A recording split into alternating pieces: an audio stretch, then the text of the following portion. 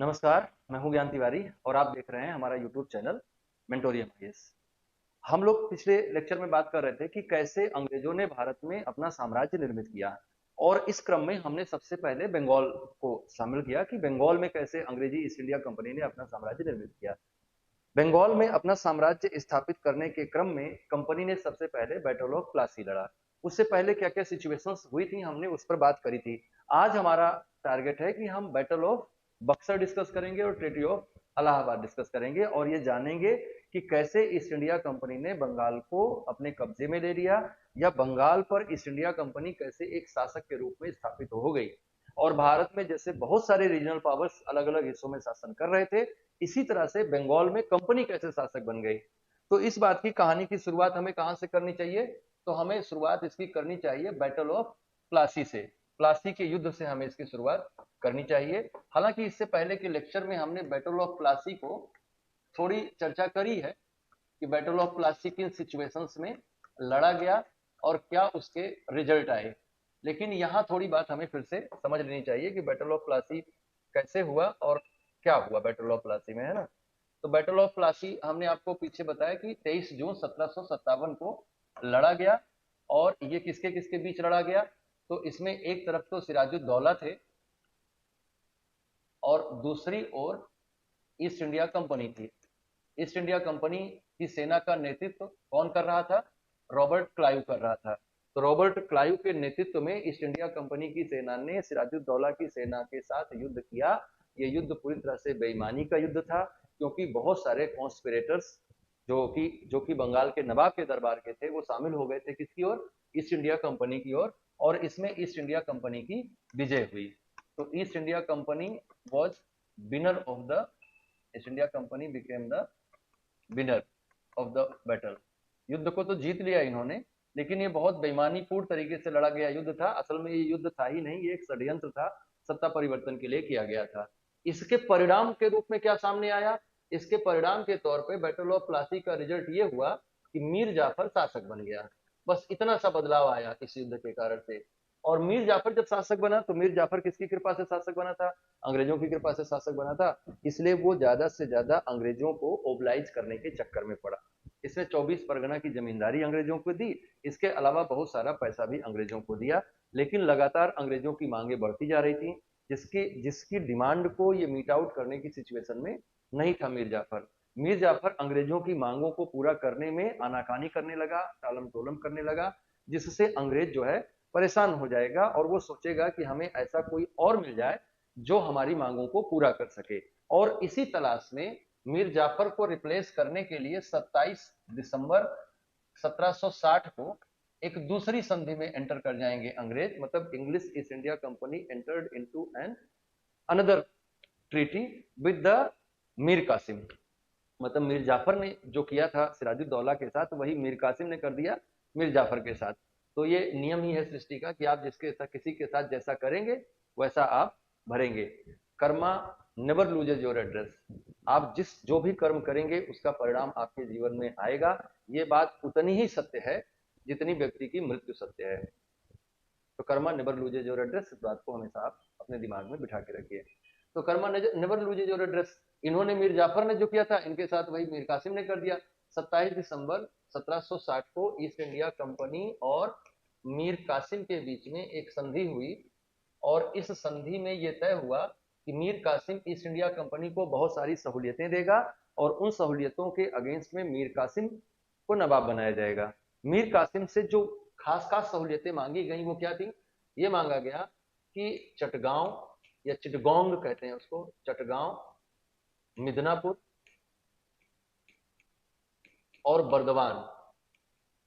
बर्दवान, मिदनापुर और चिटगोंग, इन क्षेत्रों की जमींदारी अंग्रेजों को देनी होगी। इन क्षेत्रों की जमींदारी किसको दे दी जाएगी? अंग्रेजों को दे दी जाएगी। अंग्रेजों को दे दिए जाएंगे ये क्षेत्र और यहाँ से जो भी आय होगी वो अंग्रेजों की आय होगी।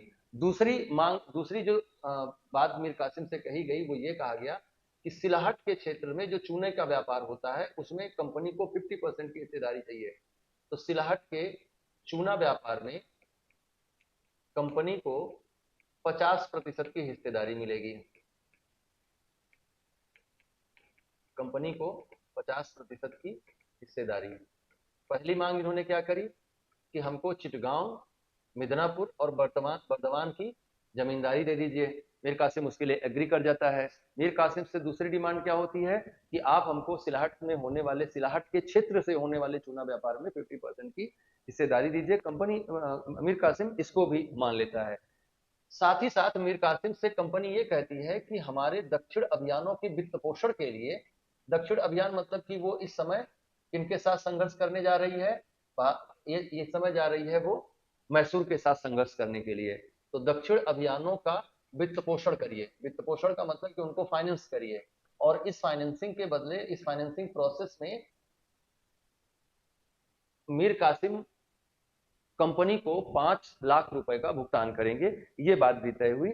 इसके अलावा और भी बहुत सारी बातें हुई, और मीर जाफर के लिए भी इसमें प्रावधान किया गया। मीर जाफर को यह कहा गया कि मीर जाफर को 1500 रुपए प्रति वर्ष, सॉरी प्रति माह पेंशन दे दी जाएगी, और ये अपना सुकून से रहे। मतलब कि मीर जाफर को क्या मिला, पेंशन मिली 1500 रुपए प्रति महीना की। चटगांव, मिदनापुर, बर्दवान अंग्रेजों को मिल गया। सिलाट के चूना व्यापार में अंग्रेजों को 50% भागीदारी मिल गई। और ईस्ट इंडिया कंपनी के द्वारा दक्षिण भारत में जो भी सैन्य अभियान किए जाएंगे उनके लिए 5 लाख रुपए दिया गया। मीर कासिम इस बात के लिए भी एग्री हुआ कि कंपनी के शत्रु हमारे शत्रु समझे जाएंगे और हमारे शत्रु कंपनी के शत्रु समझे जाएंगे, मतलब कि मित्रता की भी सहमति हो गई। इन सारी संधियों, ये सारी संधियां हो गई।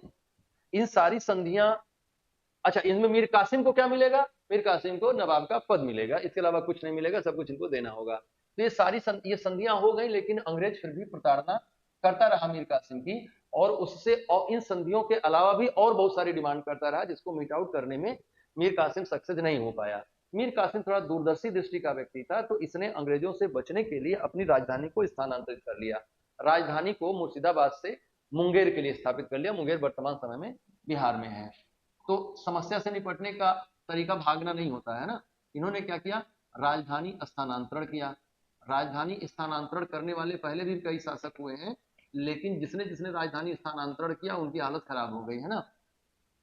इन्होंने राजधानी स्थानांतरण किया तो कहां से कहां के लिए कर लिया, मुर्शिदाबाद से स्थानांतरित करके कहां चले गए, मुंगेर चले गए। लेकिन मुंगेर जाकर भी समस्या से पीछा नहीं छूटा है ना, समस्या बनी ही रही। और अभी क्या समस्या बनी रही उस पर हम बात कर रहे हैं। तो मुर्शिदाबाद से ये मुंगेर राजधानी लेकर चले गए। ये कोई बहुत ऑथेंटिक सोल्यूशन नहीं था। ये समस्या तो वैसे की वैसी बनी रही, क्योंकि मैंने कहा कि ये दूरदर्शी व्यक्ति थे। जो मीर जाफर साहब थे, मीर कासिम जो थे, ये दूरदर्शी व्यक्ति थे। ये शासन को फिर से व्यवस्थित करना चाहते थे, रेवेन्यू सोर्सेज पे काम करना चाहते थे, अपनी सेना को संगठित करना चाहते थे। और कोई भी महत्वाकांक्षी शासक अंग्रेजों को पसंद नहीं आता था, ईस्ट इंडिया कंपनी को पसंद नहीं आता था। ये उनकी पॉलिसी का पार्ट था। तो इनकी भी दूरदर्शिता उनको बिल्कुल पसंद नहीं आई। दूरदर्शिता पसंद नहीं आई, और एक मामला थोड़ा बड़ा मामला हो गया। जैसे इनको चुंगी मुक्त व्यापार का अधिकार था।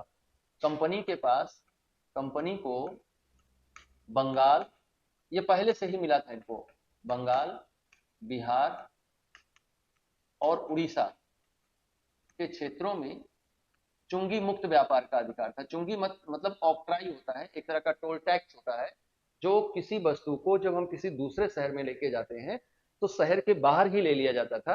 ये एक तरह का इनडायरेक्ट टैक्स होता था, जो वस्तु की कीमत में जुड़ जाता था, जिसके कारण से वस्तु महंगी हो जाती थी। तो अंग्रेजों को एक तरह का ट्रेड प्रिविलेज मिला हुआ था कि आपकी वस्तुओं पर चुंगी नहीं लगाई जाएगी। अब आप सोचिए कि कितना गलत व्यवस्था थी कि वही सामान, भारत का ही सामान, भारत का ही बना हुआ सामान भारत में ही बेचने का काम कौन कर रहा है, अंग्रेज कर रहा है। और भारत का ही सामान अंग्रेज जब भारत के शहरों में बेचने जा रहा है तो उसका सामान कम कीमत में बिक रहा है, और वही सामान भारतीय व्यापारी जब बेचने जा रहा है तो ज्यादा कीमत में बिक रहा है। तो ये बात तो किसी भी विचारशील व्यक्ति को खराब लगेगी। तो क्या था, बंगाल, बिहार, उड़ीसा में कंपनी को चुंगी मुक्त व्यापार का अधिकार था। और इस चुंगी मुक्त व्यापार को संचालित करने के लिए, भाई कैसे चुंगी अधिकारी को कैसे पता चलेगा कि ये वस्तु अंग्रेजों की है या ये पर्टिकुलर वस्तु भारतीयों की है, क्योंकि वस्तुएं तो वही होती थी जिनका व्यापार अंग्रेज करता था, उन्हीं का व्यापार भारतीय, उन्हीं का ट्रेड भारतीय व्यापारी भी करते थे। तो चुंगी मुक्त व्यापार को संचालित करने के लिए अंग्रेजों को एक विशेष तरह का मुहर मिला हुआ था, जिसे दस्तक कहा जाता था। तो ये दस्तक जो था, ये एक तरह का स्टाम्प था, एक तरह की मुहर थी, जो अंग्रेजी सामानों के पैकेट पर लगा दी जाती थी, अंग्रेज अधिकारी लगा देता था। मतलब कि जिस सामान पर दस्तक छपी हुई है उस सामान पर चुंगी अधिकारी टैक्स नहीं लेता था। अब देखिए इसमें दो बातें हुई। एक तो ये अंग्रेजों को प्रिविलेज था, इस प्रिविलेज के अगेंस्ट था कौन? मीर कासिम। वो चाहता था कि सभी को समान अधिकार मिले और अंग्रेजों को कमजोर भी करना चाहता था क्योंकि अंग्रेजों की ताकत लगातार बढ़ती जा रही है। और तीसरी बात, ये दस्तक का दुरुपयोग भी करते थे। दस्तक का दुरुपयोग ऐसे करते थे कि मान लीजिए कि ये पेन है जिसको अंग्रेज भी बेच रहा है, जिसको भारतीय भी बेच रहा है, यही पेन अंग्रेज लाके बेच रहा है तो इस पर ऑक्ट्राई नहीं लग रही है। इसके कारण से अगर ये पेन 100 रुपए का है तो इस पर ऑक्ट्राई न लगने के कारण से ये 100 रुपए में ही बाजार में आ जा रहा है। लेकिन इसी पेन को जब भारतीय व्यापारी बेच रहा है तो उस पर मान लो कि 20%, 30%, 50% ऑक्ट्राई लग रहा है, तो यही पेन भारतीय दुकान पर 150 रुपए मिल रहा है, अंग्रेजी दुकान पर 100 रुपए मिल रहा है। ये तो बहुत नाइंसाफी है। बचने का तरीका क्या है? बचने का तरीका, अच्छा ये लोग क्या करते थे कि अब भारतीय वस्तु, मान लीजिए कि कोई भारतीय वस्तु का पैकेट है जिस पर 100 रुपए ऑक्ट्राई लगनी है, ये क्या कहेगा, अंग्रेज क्या कहेगा कि हम मुहर लगा देते हैं, आप हमको 50 रुपए दे दीजिए। तो अंग्रेज 50 रुपए पा गया, भारतीय व्यापारी भी 50 रुपए पा गया, राज्य को क्या मिला? बाबा जी का ठुल्लू। तो राज्य को तो कुछ नहीं मिल रहा है, राज्य का तो पूरा घाटा हो रहा है। राज्य ये बात ना जान रहा हो ऐसा हो नहीं सकता, राज्य इस बात को अच्छे से समझ रहा था। इसलिए उन्होंने क्या किया, उन्होंने ये किया कि पूरी तरह से चुंगी मुक्त व्यापार कर दिया पूरे बंगाल क्षेत्र में। तो मीर कासिम ने एक निर्णय लिया दस्तक के दुरुपयोग को रोकने के लिए। बंगाल, बिहार, उड़ीसा में चुंगी मुक्त व्यापार का अधिकार था, इसके लिए ईस्ट इंडिया कंपनी को एक दस्तक मिली थी। अंग्रेज इस दस्तक का दुरुपयोग करते थे, है ना, अंग्रेज दस्तक का दुरुपयोग कर रहे थे और इसी दुरुपयोग को रोकने के लिए कदम उठाए गए और यही कदम अगले युद्ध के कारण बनेंगे। क्या किया, क्या कदम उठाए गए इस दुरुपयोग को रोकने के लिए? संपूर्ण बंगाल में सभी को चुंगी मुक्त व्यापार का अधिकार दे दिया गया। संपूर्ण बंगाल से चुंगी समाप्त कर दी गई, ऐसे समझ लो, चुंगी समाप्त कर दी गई। अब चाहे कोई भारतीय व्यापारी हो चाहे कोई यूरोपियन व्यापारी हो, उसको कोई भी चुंगी कहीं भी देने की जरूरत नहीं है। चुंगी मुक्त व्यापार हो गया, भारतीय भी इसका लाभ लेने लगे। अब ये बात अंग्रेजों को बहुत बुरी लगी, है ना, और बुरी इस कदर लगी कि वो जो है इसको अपना विशेषाधिकार हनन समझने लगेगी। ये तो हमको पहले से राइट मिला हुआ था और ये जो है हमारे विशेषाधिकार का हनन कर रहे हैं। और विशेषाधिकार हनन के मुद्दे पर मीर जाफर को इन्होंने फिर से कांटेक्ट किया और मीर कासिम के विरुद्ध इन्होंने लड़ाई छेड़ दी मार्च 1763 में, है ना। तो मार्च 1763 में, मार्च 1763, मुद्दा क्या बना? विशेषाधिकार हनन। विशेषाधिकार हमारा समाप्त कर दिया गया, विशेषाधिकार का उल्लंघन कर दिया गया और इस उल्लंघन के विरुद्ध अभी मीर जाफर से भी कांटेक्ट हो ही गया, मीर जाफर अभी पेंशन पे जिंदा है ही। तो फिर क्या हुआ, विशेषाधिकार के उल्लंघन का आरोप लगाकर युद्ध की घोषणा कर दी गई मार्च 1763 में। और इस युद्ध की घोषणा में शुरुआती युद्ध में तो पराजय, शुरुआती युद्ध में मीर कासिम की पराजय हुई। कटवा, गिरिया, उदोनाला, ये 2-3 लड़ाइयां हुई। अंत में पटना की भी लड़ाई हुई जिसमें इनकी पराजय हुई, है ना। तो पटना के अलावा मैंने उदोनाला, कटवा, उदोनाला, कटवा और गिरिया और पटना, इन सब युद्धों में इनकी पराजय हुई। अब इस कहानी को यहीं छोड़ दीजिए, है ना। और इस समय जब हम लोग 1763 की बात कर रहे हैं तो भारत पे शासन कौन कर रहे हैं? भारत पे शासन कर रहे हैं शाह आलम द्वितीय, शाह आलम सेकंड, जिन्हें रंगीला के नाम से जाना जाता है। तो इनके बारे में एक कहावत है कि सल्तनते शाह आलम अज दिल्ली दे पालम, कि शाह आलम की सल्तनत दिल्ली से पालम तक फैली हुई है। दिल्ली से पालम का मतलब दिल्ली से दिल्ली तक फैली हुई, बहुत छोटी सी रियासत थी। मतलब कि मुगल साम्राज्य का प्रभाव पूरी तरह से समाप्त हो चुका था और मुगल बादशाह इस समय बहुत सारे राजनैतिक परेशानियों के दौर से गुजर रहे थे। बार बार इनको आक्रमणों का सामना करना पड़ रहा था। कुछ आक्रमण अफगान कर रहे थे, कुछ आक्रमण मराठे कर रहे थे, जिन परिस्थितियों के कारण से शाह आलम सेकंड इस समय खुद ही किसी दूसरे के यहाँ जाकर रह रहे हैं अवध के नवाब के दरबार में जाकर शरण में रह रहे हैं, अवध के नवाब के शरण में रह रहे हैं। तो इस शरणागति में ये भी पटना से भाग कर जाते हैं, और जब ये पटना से भागकर इलाहाबाद जाते हैं तो इलाहाबाद में पटना से मूव कर जाते हैं, पटना से भाग जाता है। कौन भाग जाता है? पटना से भाग जाता है मीर कासिम। क्यों भाग जाता है? क्योंकि देखा कि वो युद्ध में लगातार पराजित हो रहा है, और उसके स्थान पर अब अंग्रेज किससे संधि कर चुका है? उसके स्थान पर अंग्रेज मिर्जापुर से संधि कर चुका है। तो ये कहां जाएगा? भागकर इलाहाबाद जाएगा, और इलाहाबाद में सारे षड्यंत्र, या इलाहाबाद में एक नई तैयारी की जाएगी। और यहाँ पर इलाहाबाद में कौन कौन इकट्ठा मिल जाएगा एक साथ? इनको 3 लोग मिल गए। एक तो मीर कासिम गया। मीर कासिम कौन था? मीर कासिम नवाब ऑफ बंगाल, बंगाल का नवाब था। दूसरा था सुजाउद्दौला। ये कौन थे? ये अवध के नवाब थे। और तीसरे हैं शाह आलम सेकंड। ये कौन है? ये शहंशाह हिंदुस्तान है, ये बादशाह सलामत हैं। बादशाह सलामत की औकात तो कोई नहीं थी, पर यह है कि नाम इनका बादशाह सलामत था, है ना। ये भारत के शासक माने जाते थे, संपूर्ण भारत इनके अधीन है, ऐसा बहुत सारे शासक अपनी अधीनता इनको मानते थे, हालांकि टैक्स वैक्स नहीं देते थे। ये तीनों लोग इकट्ठा हो जाते हैं, है ना। और ये तीनों लोग क्या करते हैं? एक संगठन बनाते हैं कि अंग्रेजों से हमें लड़ाई लड़ लेनी चाहिए। अंग्रेजों से लड़ाई लड़ने लेने के लिए ये तैयार होते हैं। ये लोग तैयार होते हैं, और फिर 22 अक्टूबर 1764 को 22 अक्टूबर 1764 को इलाहाबाद के थोड़ी दूर पे एक जगह है, एक जिला है बिहार का बक्सर, जहां पर यह लड़ाई शुरू हो जाती है 22 अक्टूबर 1764 को, है ना। ये लड़ाई शुरू हो जाती है 22 अक्टूबर 1764 को। एक तरफ ये 3 सेनाएं हैं, और दूसरी तरफ हेक्टर मुनरो के नेतृत्व में, हेक्टर मुनरो के नेतृत्व में अंग्रेजी सेना है। अंग्रेजी सेना की संख्या इनकी सेना से बहुत कम है।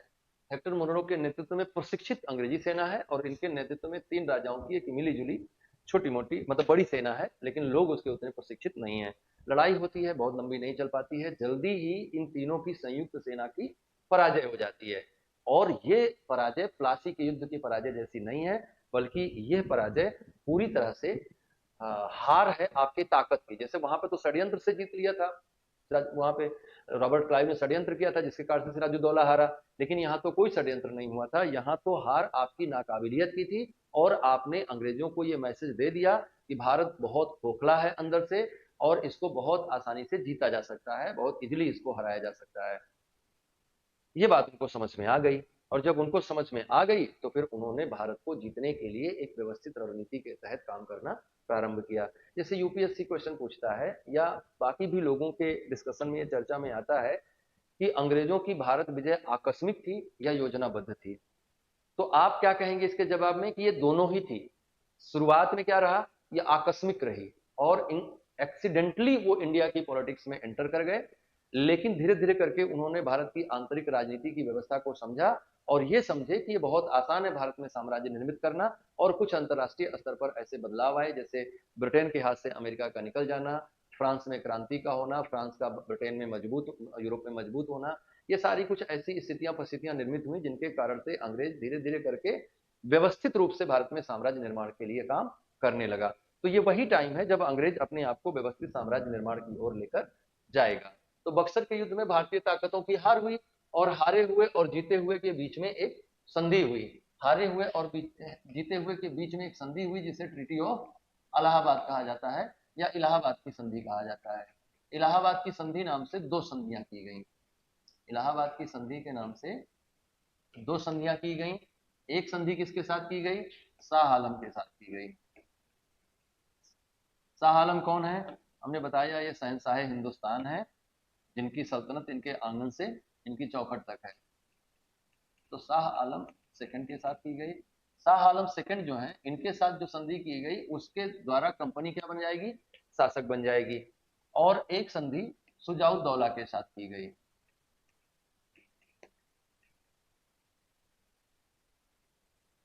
सुजाउद्दौला कौन है? अवध के नवाब है।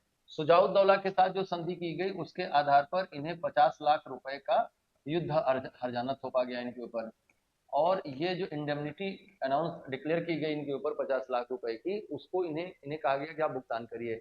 इन्होंने अपनी असुविधा जताई कि मैं भुगतान करने में अक्षम हूं, तो इनसे कहा गया कि आप कड़ा मानिकपुर क्षेत्र नवाब को, उसको सम्राट को सौंप दीजिए। तो 50 लाख के युद्ध हर्जाने के बदले इन्होंने क्या किया, कड़ा और मानिकपुर क्षेत्र अंग्रेजों को दे दिया। कड़ा और मानिकपुर क्षेत्र का मतलब कि इलाहाबाद और उसके आसपास का क्षेत्र, कड़ा और मानिकपुर क्षेत्र इन्होंने सम्राट को दे दिया, और सम्राट से ये फिर अंग्रेजों ने ले लिया, क्योंकि उनसे भी इनको लेना था, है ना। तो कड़ा और मानिकपुर का क्षेत्र सम्राट को दिया गया, और फिर सम्राट से ये किसको मिल गया, सम्राट से अंग्रेजों को मिल गया। अंग्रेजों को मिला क्यों, क्योंकि अंग्रेजों को 50 लाख रुपए का युद्ध हर्जाना वसूल करना था। तो उस 50 लाख रुपए के युद्ध हर्जाने के लिए इन्होंने इस क्षेत्र को ले लिया। शाह आलम से क्या संधि हुई, शाह आलम से कहा गया कि हम आपको शहंशाह हिंदुस्तान मानते हैं, और हम मानते हैं कि बंगाल की सरकार आपके अधीन काम करेगी। बंगाल की सरकार आपके अधीन काम करेगी, और बंगाल की सरकार अब बन जाएगी ईस्ट इंडिया कंपनी, मतलब कि बंगाल में के शासन को दो हिस्सों में बांट दिया जाए। क्या संधि हुई कि बंगाल में द्वैध शासन व्यवस्था को लागू कर दिया जाए। द्वैध शासन व्यवस्था का मतलब है कि शासन के मूल रूप से दो काम होते थे मुगल पीरियड में। एक काम होता था maintenance of law and order, और दूसरा काम होता था collection of revenue. Collection of revenue को दीवानी कहा जाता था, और maintenance of law and order को निजामत कहा जाता था।